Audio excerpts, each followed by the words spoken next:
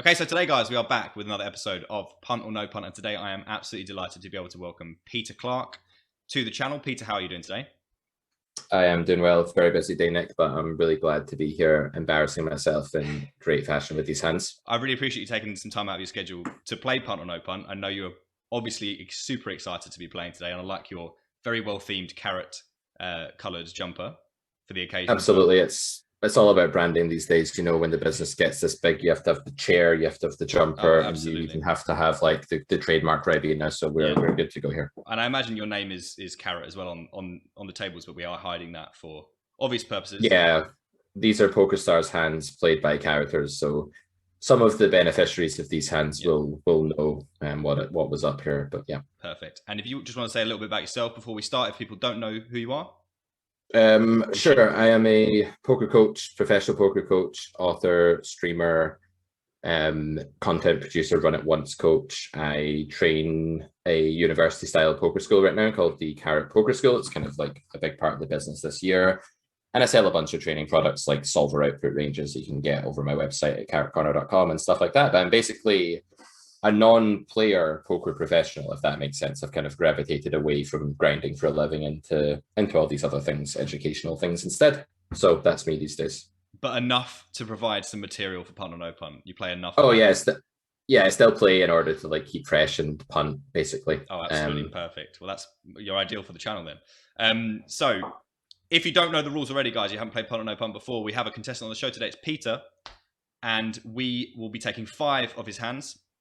And I will be deciding, I know you guys hate this part, I will be deciding whether I punt or no punt. Now, obviously, when I have someone of Peter's caliber on the channel, I will generally let them do a lot of the talking and let them talk about what the kind of spot they're in and any considerations they have. And that will help me decide whether it's a punt or no punt. But at the end of the day, guys, I make the decisions. And we will have a winner. Obviously, there's 5 hands, so we'll always have a winner.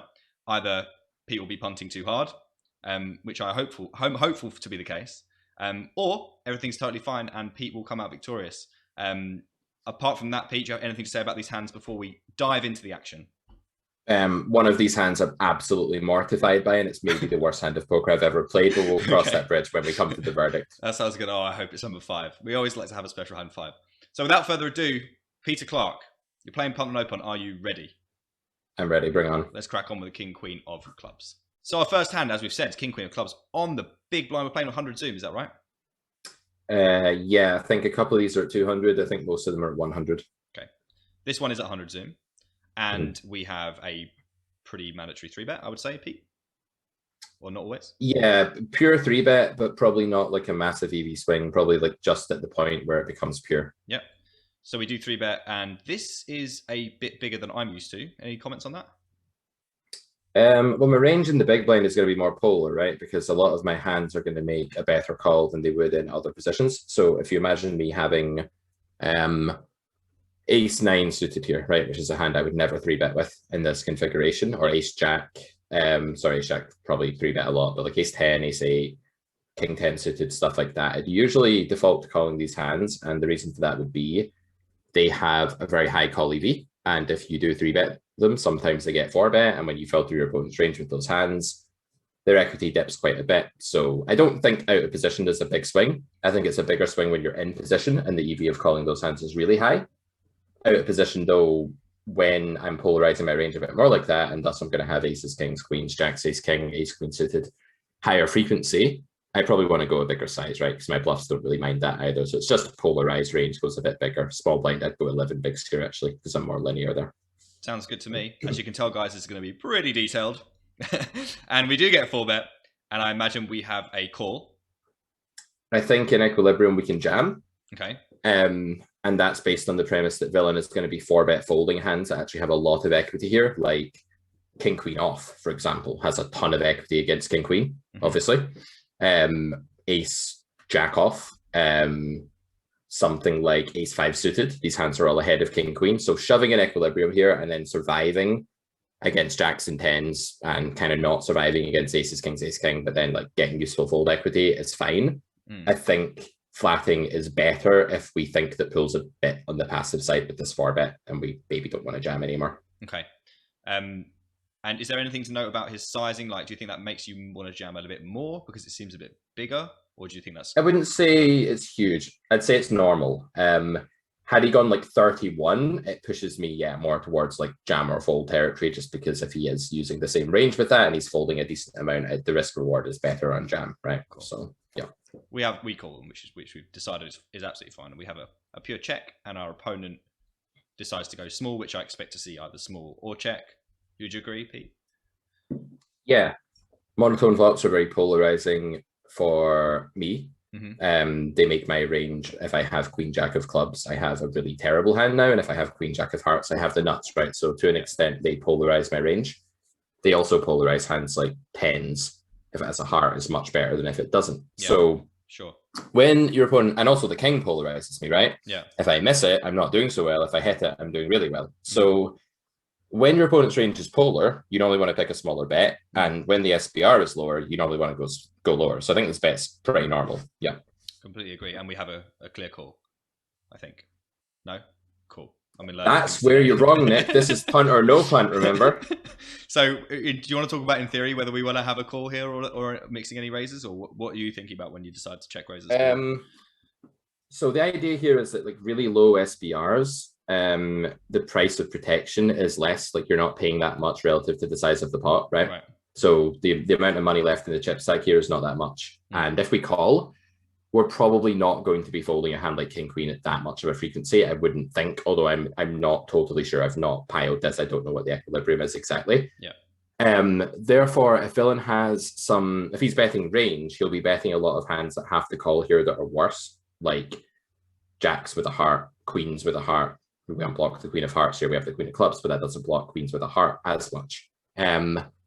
And also hands like Ace Queen off, which is part of his bluffing range with a heart, or even something like Ace 5 of diamonds or something like that we protect a little bit of equity against as well. That's got some out. So I think the main reason for this raise is just that, we'll be stacking off a lot anyway. We're not necessarily saving money against the top of this range here by calling. And at low SPRs, we can kind of be like, oh, we don't have much behind, so we can just like volley it into the pot and get some protection along with some very thin value. But I don't know, call is probably very legitimate. Yeah, as well. I guess in the context of a 4-bet pot with low SPR, then you're kind of just pretty much going with this hand anyway, and your hand doesn't really get any better. So I don't mind it, I guess. But it does deny equity. Like the fold equity it gets. Sorry to cut you off. The fold equity it gets is quite useful, right? It's not like he's always just got ace jack of spades when he folds here. He has some hands that are doing quite well as well when he folds here. Or when he calls, we can have value for that reason as well, right? So he goes for the call. By the way, guys, I didn't mention it, but I've never seen any of these hands before, as you can probably tell by my mandatory call, then followed by raise. And we see a 10 of spades with the lowest SPR really in the world on the turn. I mean, I don't really see how we can do anything but go with our hand at this point. After we've done what we've done, unless we want to check induce something like ace queen. I don't know really. What do you think about this spot here? I'm in a little bit no man's land, to be honest with you, on this one.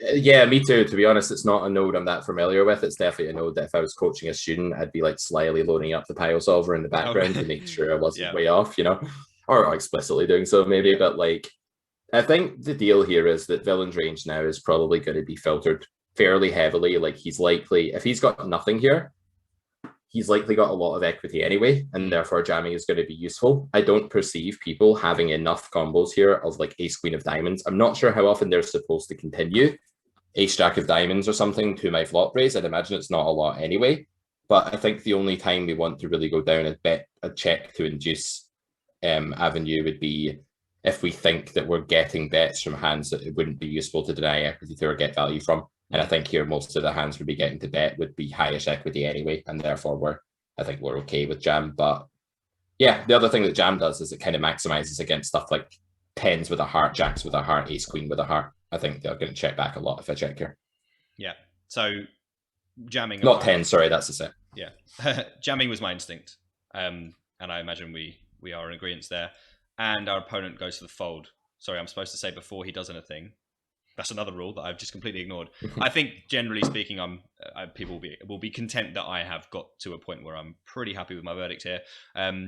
Based on the fact that I don't imagine that we can ever, I don't imagine that 3-bet calling pre-flop could ever be bad. And once we flop top pair in a 4-bet pot with low SPR, going with our hand seems entirely reasonable. It's just whether I check raise on flop is interesting to me, but I'm fairly happy with your reasoning on that. So I don't see how this can be a punt. I don't see how we can do anything but be going with our hand after we call a 4-bet. So I'm going with no punt, Pete. You'll be pleased to know, off the rip. Taking 1-0. Safe start. Yeah, that one was not one I was particularly ashamed about. So wait till we get to the really dicey ones. And we do get a fold, and I imagine we were obviously winning. So that was hand number 1, and we are at 1-0. But I'm reliably informed there is some weaponry on the way. So let's go and take a look at hand number 2. So in hand number 2, with Pete up 1-0, we have Queen Jack offsuit on the button, and we are opening to 2.5, which seems perfectly fine to me. Call from the small blind. Is this insta-weak player at your stakes or not necessarily? 93% of the time, like exclusively, there's maybe like a few regs to throw this in, but even the ones that throw it in will be doing it at such a low frequency that it's like absolutely astronomically likely this is a weaker player. Yeah. 93% is the most Peter Clarke answer I could have hoped for. You're lucky I didn't do it today. I rounded it down to the nearest decimal point. So. So we get I assume check. Okay, no, we get donked into, and we have obviously this is nowhere near what he should be doing. This board is all ours, apart from obviously the pocket fours, but we have those as well. We have a massive range advantage. I would be expecting you to go quite large if he had checked to you. And when he bets, I think we can just raise, to be honest with you. I mean, we have so many good hands. We get to put a lot of pressure on those. We also have a gut shot to the nuts. So what are your thoughts here when he decides to donk, and what would you have been doing if he had checked? Would you think? If he checks, I probably favor betting. I don't have a big preference, actually, like whether we bet big or bet small with this hand. Like, I think if we have pocket fours, a big bet is much better because it allows us to build a much bigger pot. And we are deep as well, so I kind of like big bet, big over bet, something like that. I think with this hand, it's also reasonable to just start applying an absolute shit ton of pressure here at this SPR and just going absolutely nuts. I think raising this flop is like really normal. I think calling this flop is also okay. We could bluff later. We can raise the turn. We can see what he does. One argument for calling here would be what I call the argument from transparency, which is if he bombs turn, we might realize that we didn't want to raise flop after all, and we might just get a bit more info there. So I think call and raise are both fine. Yeah, but I think what you said is completely true. Like, we just have so many good hands here, and we don't really have. I mean, we're going to want to put more money in here, right? With quite a few of our good, strong hands here, especially against this kind of opponent. Oh yeah. So yeah, I think so.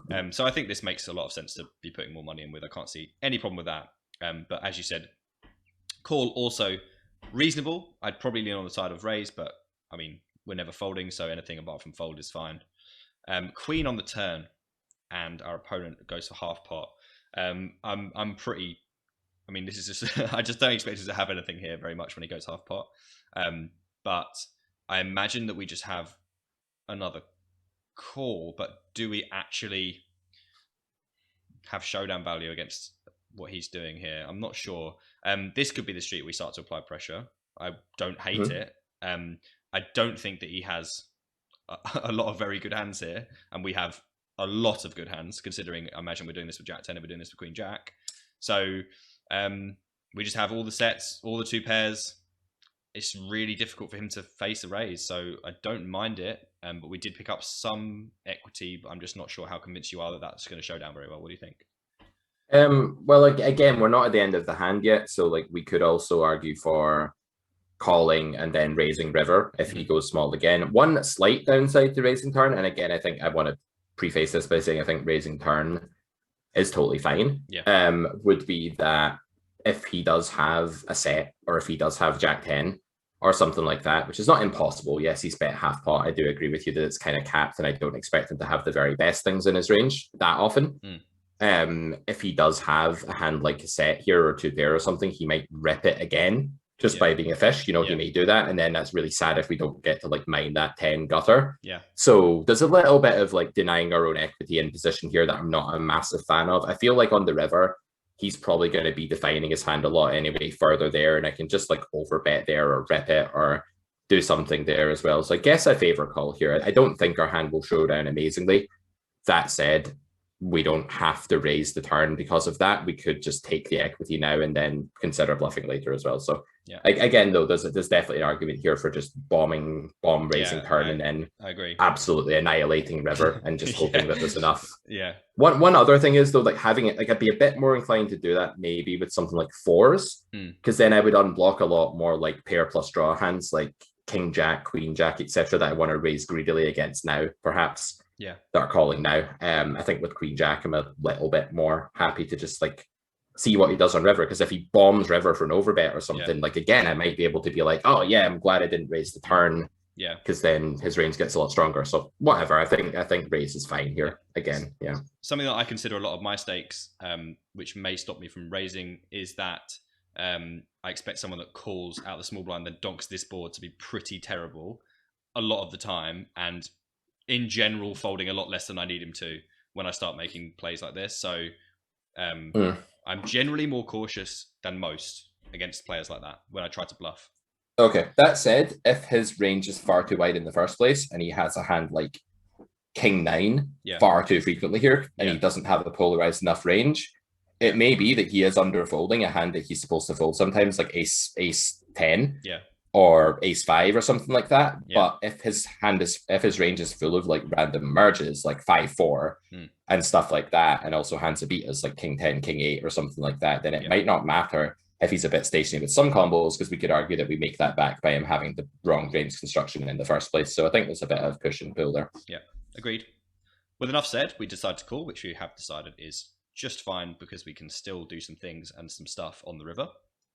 Yeah, I think out of position, it's a lot more enticing to raise right away, because then you don't have the option of like bluffing river, right? He can check back if he wants, and that's not so great.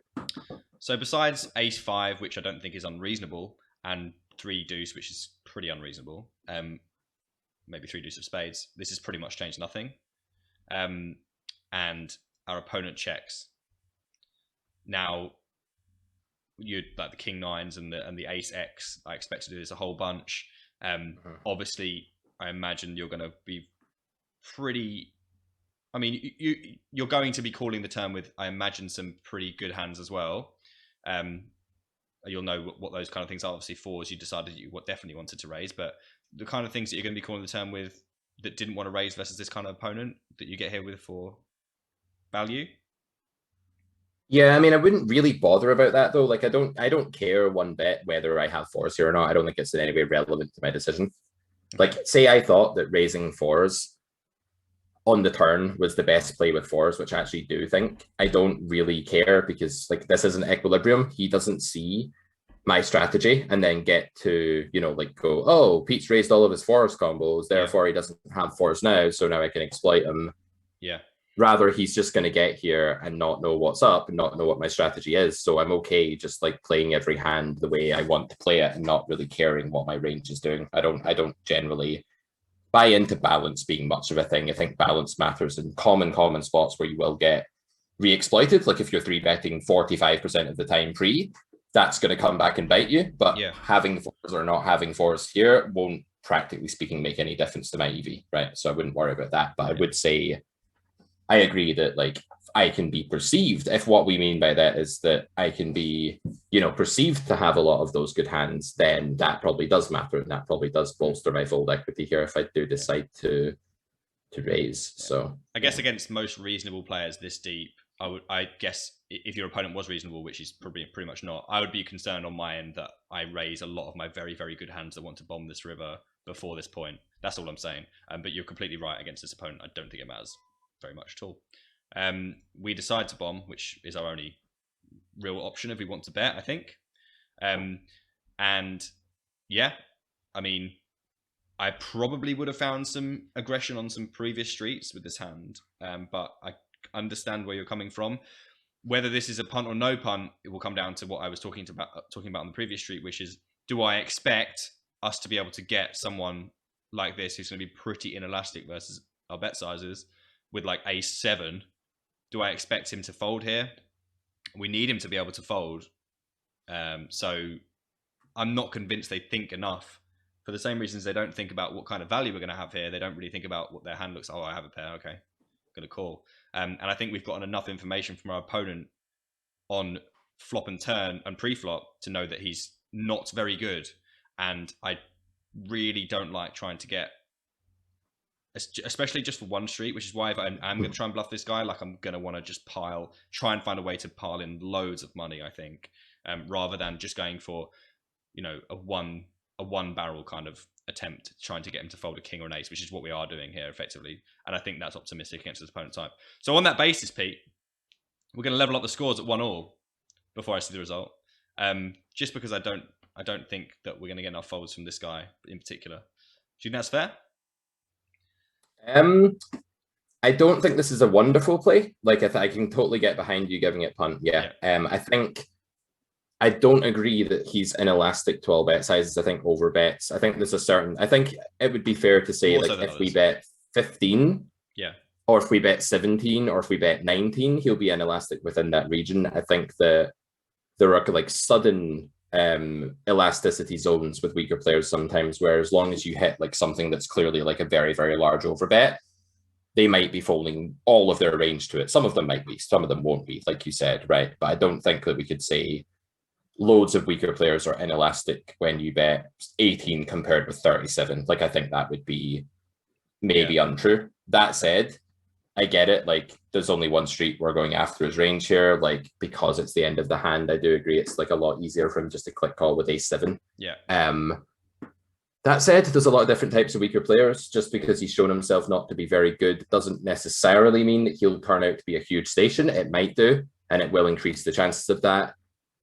This play nowadays, like now I look at this, I'm definitely not like in love with it, but I'm gonna maybe say it's okay based on the fact that if his turn range is really merged and just has all the terrible aces and kings in it, like at too high of a frequency, it might be okay.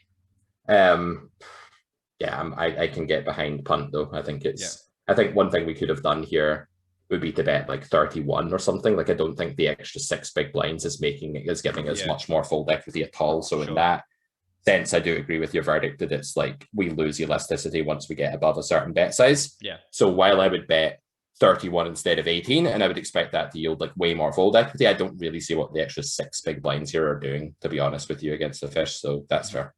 Okay. So we have got a punt, and Pete's taking it like a champion, and we've got 3 hands to go. Can he pull out the victory? We're going on to hand number 3. So I've just realized, guys, I didn't actually show you the results of that hand. We do manage to extract the fold on the river, which is obviously nice to see, Pete. Happy to get that through.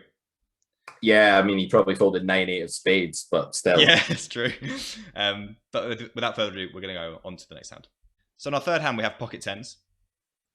And we are opening from the hijack. And we get 3-bet from the button. And we have, I think, a pure call, Pete. Your ranges are a bit more advanced than mine are.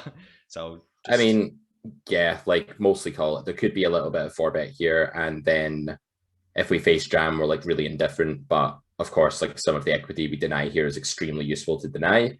We also get hands like 9s to call our 4-bet here. True. So I think 4-bet is okay, but it's probably like a low frequency thing, because it's obviously very exploitable if you start like 4-betting 10s every time in this position, then folding to a jam or something like that. So low frequency.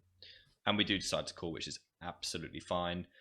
We have a clear check, and our opponent chooses a half pot sizing. What do you make of that sizing on flop, Pete? Fine. This is a board where the nut advantage has been like a little bit negated, because if he has jacks, we flop queen X a lot. We have a lot of like ace queen suited, king queen suited in our range, stuff like that. But that said, his aces and kings are still doing like extremely good here, so extremely well here. So I think like whether he bets 1/3 or half pot or 2/3, it doesn't really make a massive difference here. Like, I wouldn't squabble too much over bet size in this spot. Maybe he can bet a bit less frequently with this size than if he bets 1/3, but not a massive difference. I think it does affect how often we get to continue hands like this, though. Like, obviously with our pot odds here. Yeah, we have an easy call. Actually, now this is the only hand I've simmed, right? And this surprised me as well. I thought this was a really easy call. I wondered if there might be a little bit of fold, and then I thought probably not. If he's actually polarizing his range a bit here, a hand like 10s is actually going to do pretty badly without a heart. Right. One reason for that is that some of his bluffs contain a 10, like king 10 of clubs, king 10 of spades, jack 10, ace 10, that sort of thing.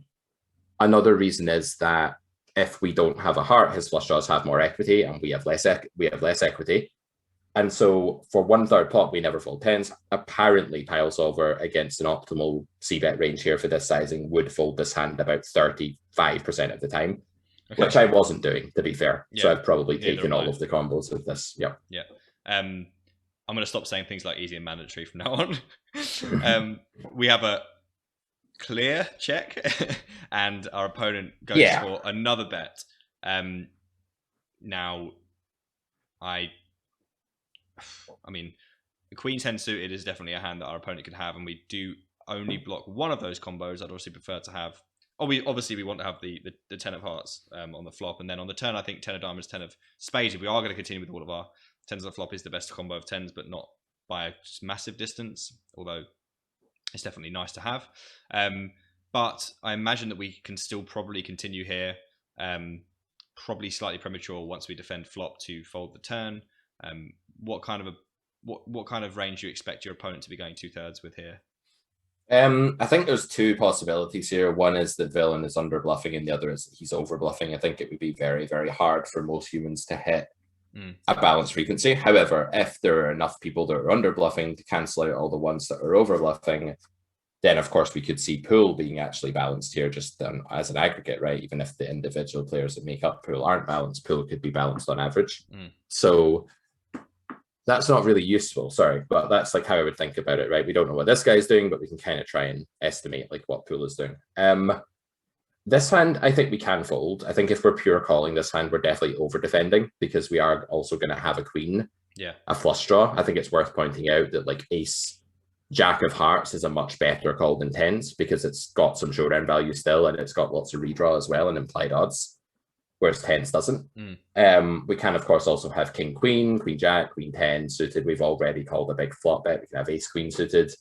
So I don't think this is a mandatory call by any means. I think it's a mix, and I think we should feel like we are just caught between a rock and a hard place here. I think we should feel indifferent. We should feel like there's not a way of like solving the spot, and there's not necessarily any reason to think that like calling is better than folding or vice versa in this situation. So I actually just looked at my RNG here and it was like 80. So I was like, okay, let's go to the river. Okay. Yeah.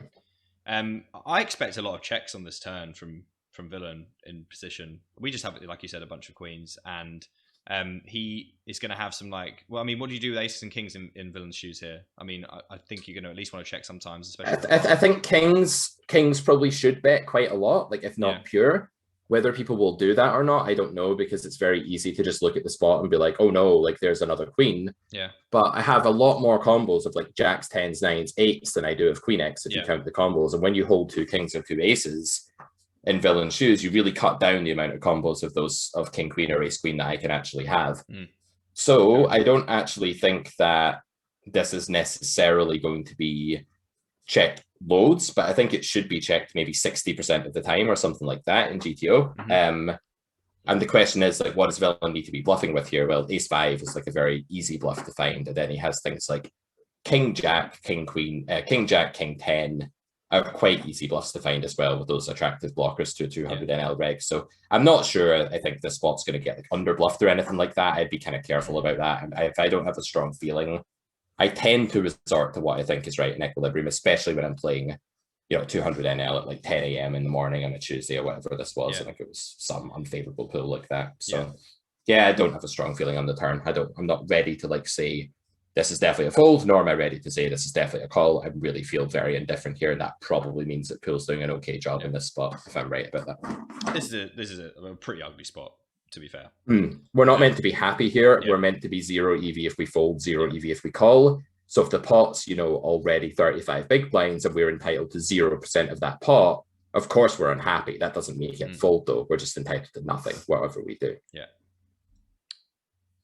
We call and see the ace of spades. We check and our opponent goes all in. Right. Wow. I mean, I imagine if it's in here, we are calling. I'm not going to play the result through yet, but I mean, this is optimistic. Like I said on the turn, I would just really much rather have the 10 of diamonds than a 10 of clubs. if I am going to choose a combo of 10s, it's going to be that combo of 10s so that I can block some Queen X that he's always going to have, and always going to do this exact thing with, I imagine, or at least at a high frequency. I don't know if you think he's going to be jamming like Ace King here. Yeah, that's the thing. I mean, at the time of the hand, I remember my thought process here being like extremely disorganized and erratic because I was trying to set up a recording at the time. Excuses, right? Yeah. And I was kind of thinking like, okay, this is probably really polar. I'd be really surprised if somebody finds a jam here with ace X. Like, it could happen.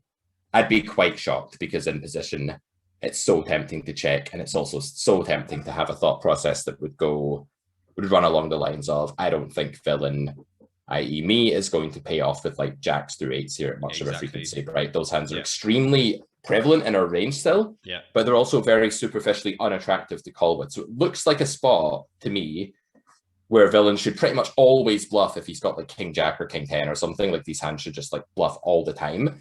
Or maybe some weird hand like sixes that barrel to turn or something like that and can bluff now, or 6-5 at a low frequency or something like that. Like, these to me are just pure shoves now in most people's hands. That said, are there many of those hands to begin with that are actually bluffing? Like, even if he does shove all of them, how many combos are they really? Tens with a spade seems to block more bluffs than it does value. Tens with a spade and a club, seems to block more bluffs, right? I don't know about Queen 10 even being a thing anyway. Like, I don't think that's always going to 3-bet in these positions, although I guess it will most of the time. Some people cold call. Yeah, I think it's reasonable. Yeah, it's definitely reasonable. So the question becomes, like, given that he has all 6 of the combos of ace queen and definitely a bunch more, he has tons of king queen as well, and he also has like aces. Like, it just seems like the value combos, even if he doesn't jam an ace here, are just piling up to me.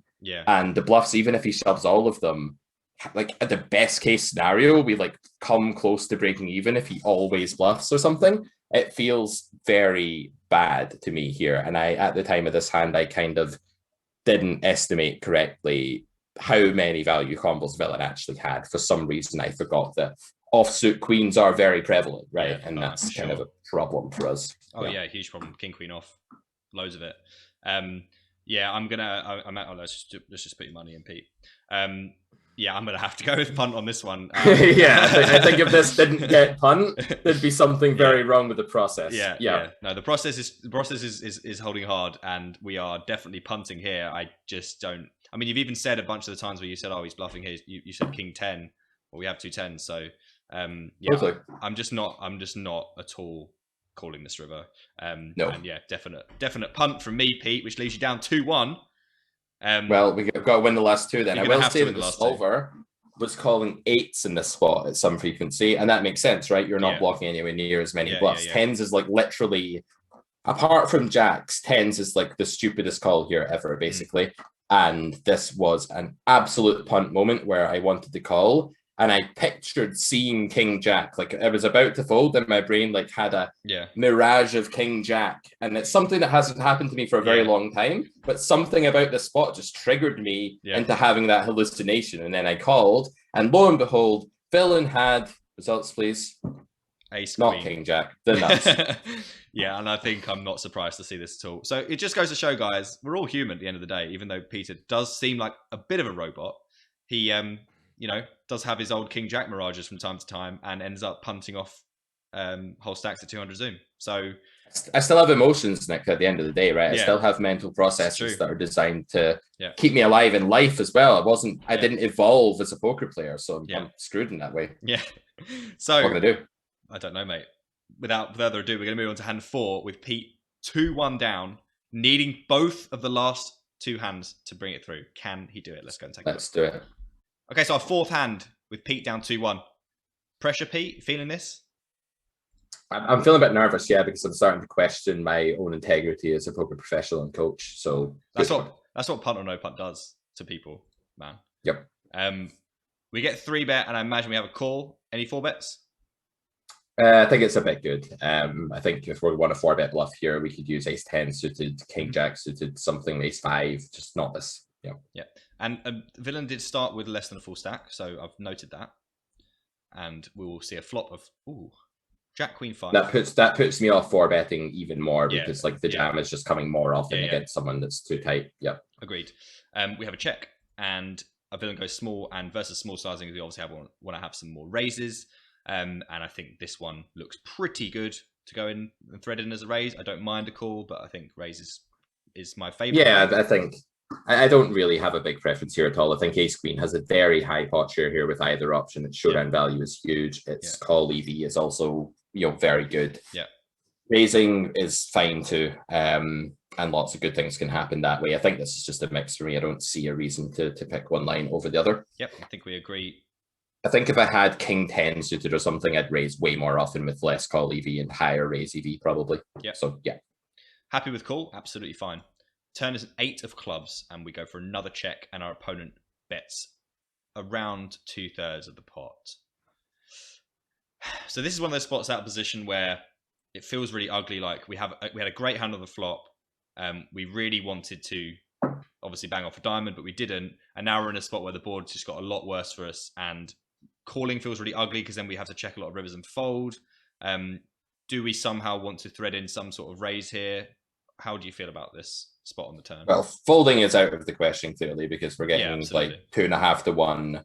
Yeah. We have implied odds and we have almost enough equity just to peel it right away. Even if we're rarely winning, we still have enough. And I think that's false. I think we're winning sometimes. I think King 10, Ace 10, Ace 4, whatever can just exist in his range at some frequency. Yeah. King Queen, etc. So I think call is standard here. Like shove is perhaps a thing we could do. Like we're maybe getting low enough down in terms of showdown value that we could consider jam here. Yeah.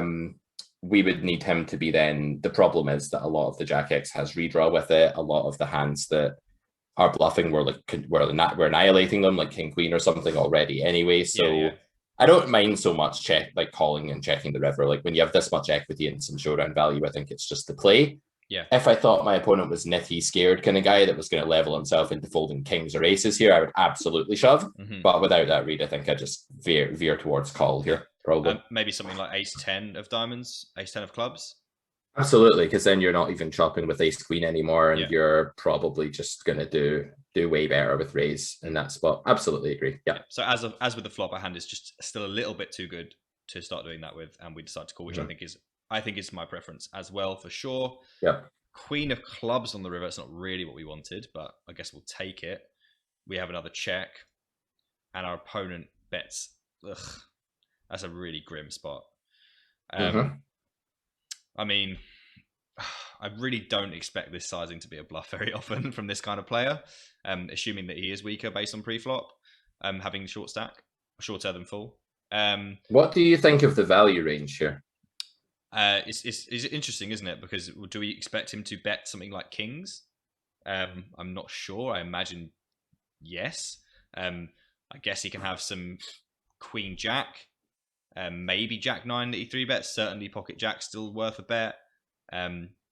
King 10 suited. He does have a bunch of stuff, but I'm not sure. The interesting thing is to me that his sizing is a bit odd because like I feel like there's a lot of hands that he has are now like either just like really good that want to value bet, so they want to mainly shove, or he has just like stuff that wants to check back a bunch as well. So I'd prefer like all in or check strategy, but I'm definitely tentative with that. This sizing to me is a bit strange, but I do expect it from this type of player a bunch, and I do expect it to be value a bunch. What do you think?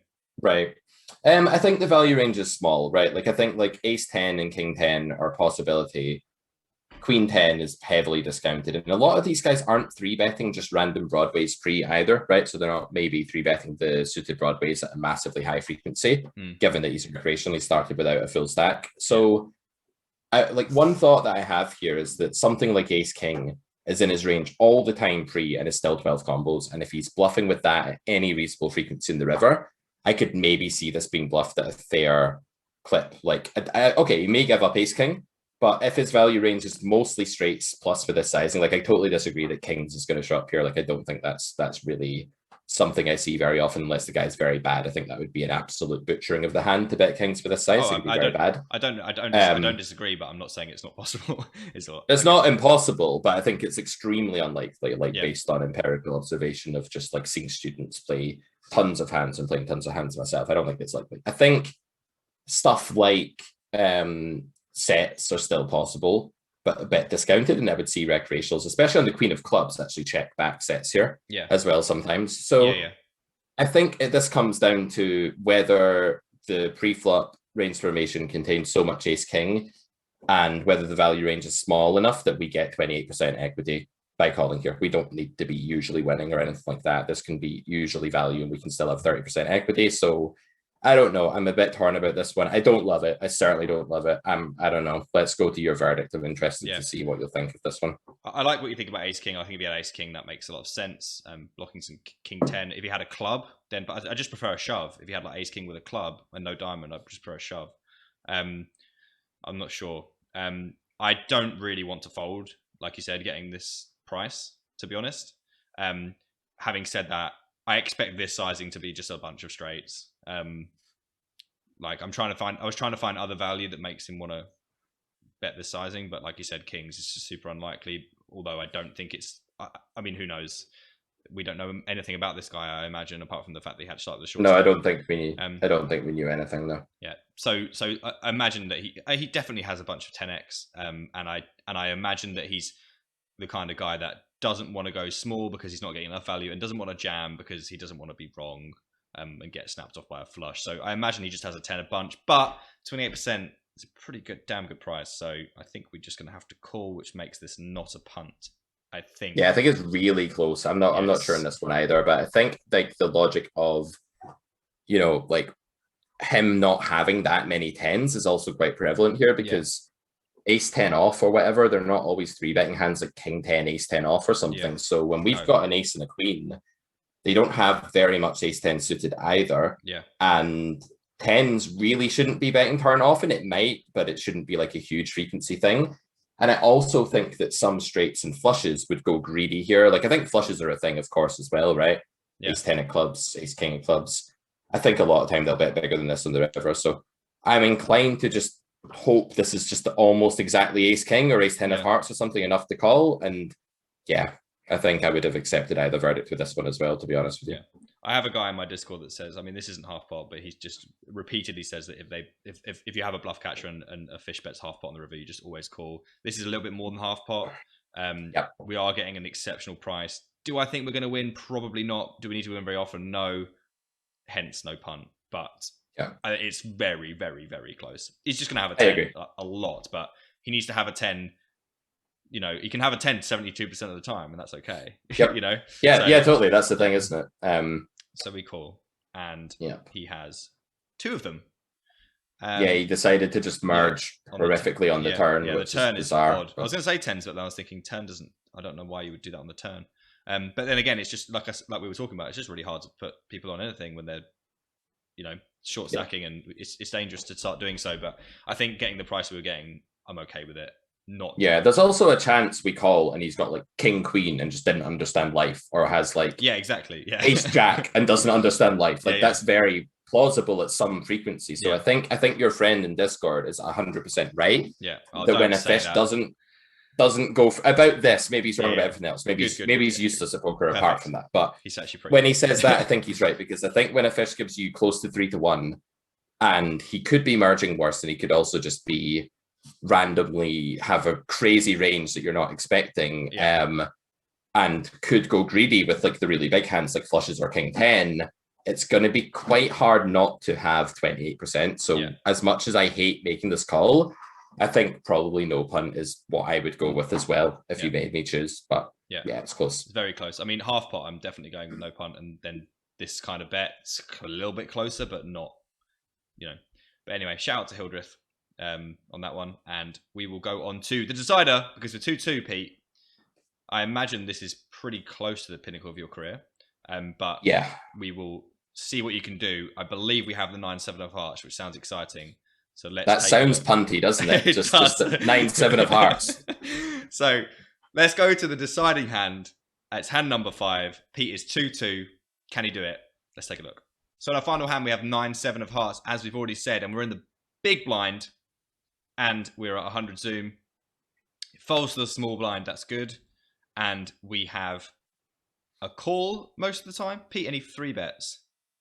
Little snippet of 3-bet. It's a hand that's low enough that call and 3-bet should return a similar EV. Don't really care here, but again, if you 3-bet this hand all the time, you open yourself up to counter exploitation for no real gain. So call is prevalent. Yeah.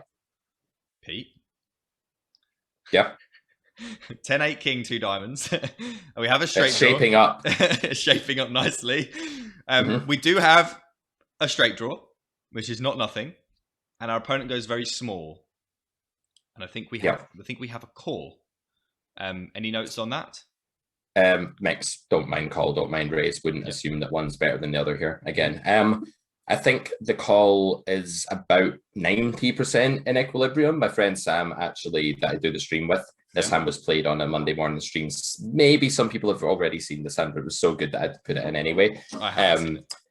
Great. So Sam solved this for us later, and the solver was kind of saying, raise is 10%. It's allowed, but without the diamond, without the blockers to his continuing range, call is definitely more allowed. But I will say, if people don't 3-bet the spot enough, then I would raise more, right? Because we get to realize more equity. We don't get 3-balled off of this flimsy draw as often. So sure. Yeah.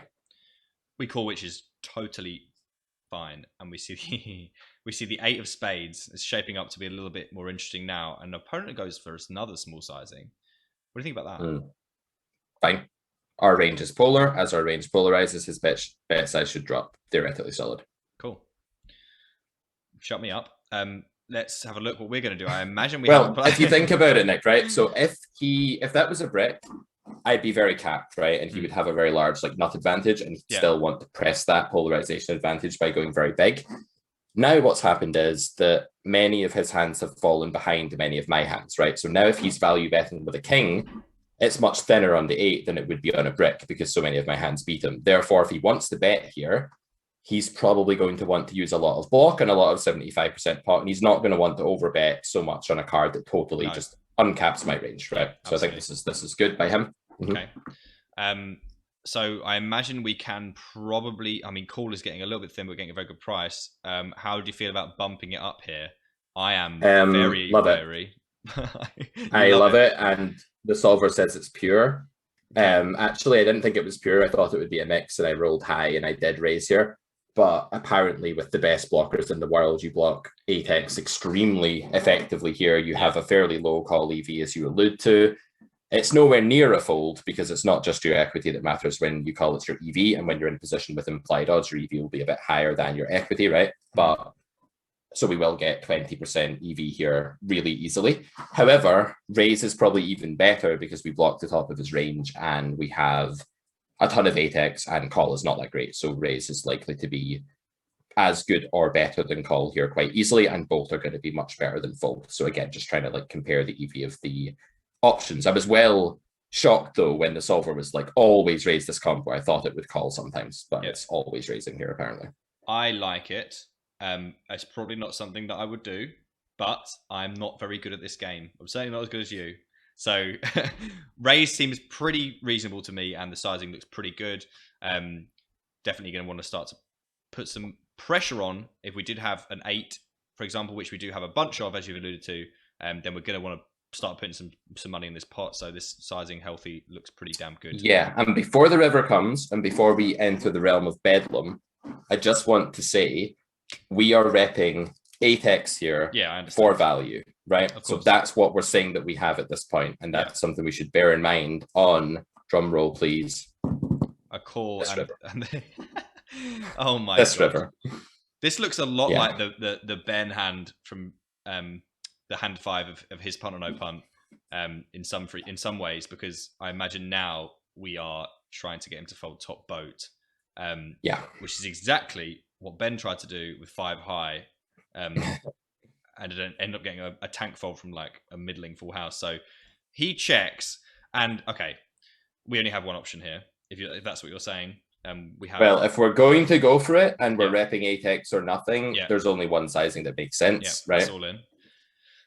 So we need him to fold a king, which so no we need him to fold a king a frequency of the time, right? Yeah. What do you think that frequency is? Take a guess, because I didn't know at the time. Well, I imagine we can get him to fold a 10, and I imagine he probably does have 10 still. He's going to fold all of his Definitely. He's going to fold all of his draws anyway, right? So whatever. So we still are going to need him to fold a king at some frequency. You're asking me what that frequency is. I'm getting you to guess, because I guessed this in fun. game what it would be, and I was wrong. So I'm getting you to guess. I imagine that we need him to fold a king at about 30% of the time. Try 70% of the time. I thought it was lower as well. I thought if he sometimes folds a king, this might be good, blah, blah, blah. I will say this is a reg, though. And I think the problem is the king X is just so abundant, and so much of the 10x folded on the turn, or didn't bet the turn at all, that a lot of his range is now a king. Like a very gross amount of his range is now a king. And therefore, when we're risking 3x pot, we do need folds the vast majority of the time, right, to make the bet break that even. Makes a lot of sense. So I was like you, I thought about half the time he might need to fold a king here, and I thought, will he, won't he? It depends on the reg, it depends on the day. I will say that I'm very confident this is a reg, not because I know the player, but because of the turn sizing being so adept for that card. I don't think a fish picks up in that likely. It's funny because this is exactly what Ben said. He said, if I'm, at the time it was button, but if I'm small blind, I'm just laughing at how obvious it is that big blind has an 8 here, and I'm just folding.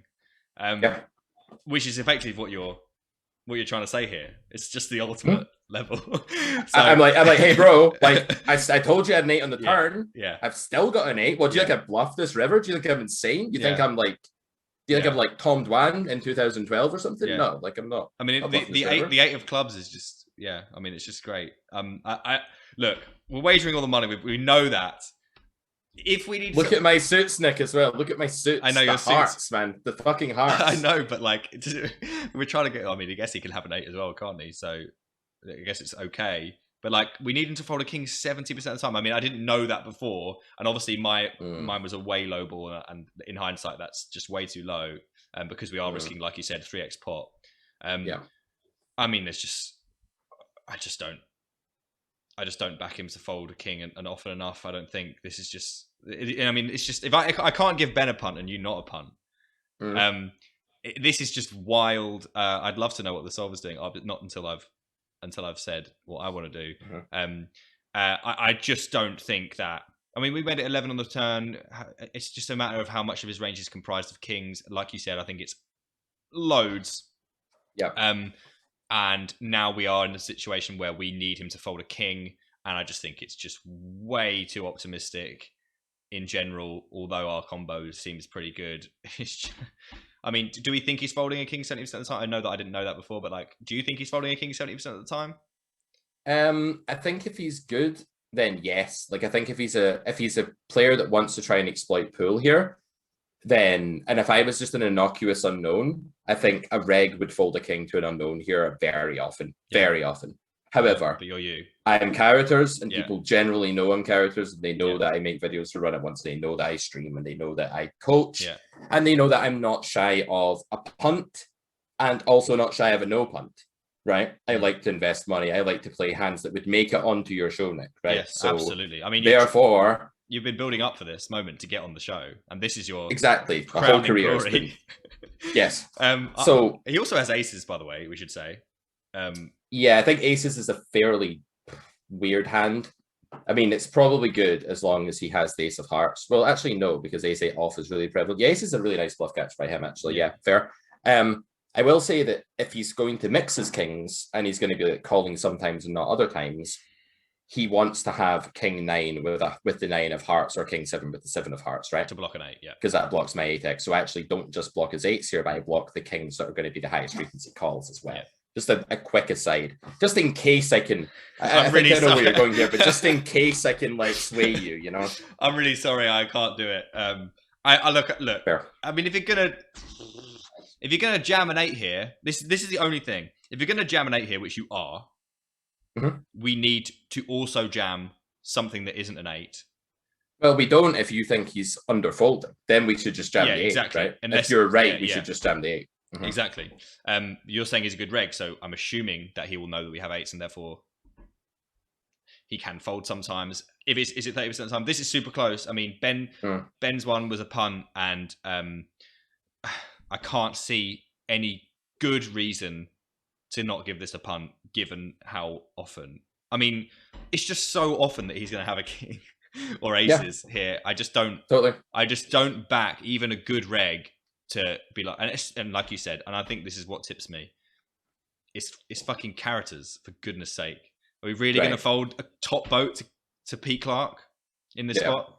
Fuck that. I get it. Punt. It's going to go, and I have to go with punt. But you can't be seen to have favorites. You know, you can't be like giving Ben a punt and giving me a no punt. No. Totally. I get it. I mean, I think they're both punts, but the amount of respect I have for the heart and commitment to the game is unparalleled. I mean, I love when people bring on stuff like this, because it's just like, this is exactly what this show is all about. So I really appreciate you bringing the absolute goods. I am going to go with punt. I imagine we'll see some sympathy for this based on the fact that we do have a lot of eights, and therefore we do want to have some bluffs, and this seems like a pretty damn good one.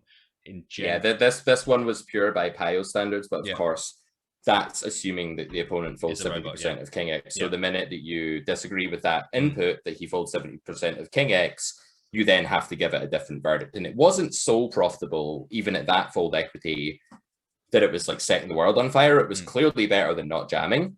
And the way I played the hand is exactly how the solver plays the hand. But of course, that doesn't make it right, and it doesn't make it not a punt, because our job in reality is to play in the highest EV way possible. So I'm not going to sit here and be like, oh, I'm great because I imitated the solver, because if I threw away $12 in the process, then more fool me for trying to do that, you know? Yeah. So fair. I think we agree here, and I think this is a fair result, but also, I mean, hats off to you. Fair enough. How quickly did you get called? Well, look at his hand and then you tell me. I mean, I guess that's a pretty big deal, actually, that we didn't even think about. He can have the offsuit 8x that opens the small blind. So it's not like we even do like an amazing job of it. What a life. What a life for small blind, though. You can't block everything, though, right? I can't have. You can't ask me to have 7 cards in my hand. Like I'm not asking. Suited 8x and offsuit 8x as well. I mean, you've already given me a punt. I can't have an extra 4 blockers as well. Like. I'm not asking you to do that. I'm asking you just not to do this on the river. Well, what a life for small blind.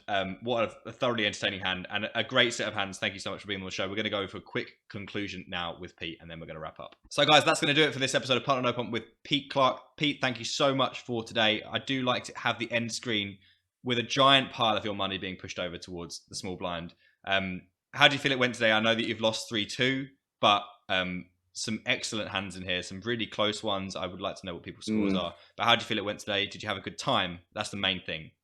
I had a great time, and I'm still really happy that I did this play, because it shows that I can see like that the shove is the right sizing, that this is the right hand to do it with. Yeah. Okay, I didn't quite get to like the analysis of how often exactly the king would be folded, and I have to say, I am not sure that this is a punt. Like still, it may well be, and so I totally accept the verdict, but I think like some regs will always fold a king here. Some fish will never fold a king here. Some regs will never fold a king here. It's just like so player dependent. And so what I would say finally is, if you know something about your opponent in the spot, you can probably eat their soul in the spot. Because if you know they're the type to fold a king, you just always do this. And if they're not, you're never doing it. All hinges on that one hand class that's so abundant, whether they fold it or not. But yeah, in general, I think it's the awesome show. You should get loads more guests on this show. Thanks, man. You should get like some of the like most passive players ever on this show, just to hear what they think is a punt. I think that would be really entertaining as well. I've had a few that didn't go down well in terms of hand selection, but